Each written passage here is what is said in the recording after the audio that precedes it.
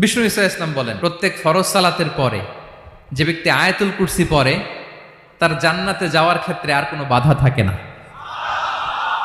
একটা জিনিস ছাড়া, সেটা হচ্ছে মরণ, মৃত্যু।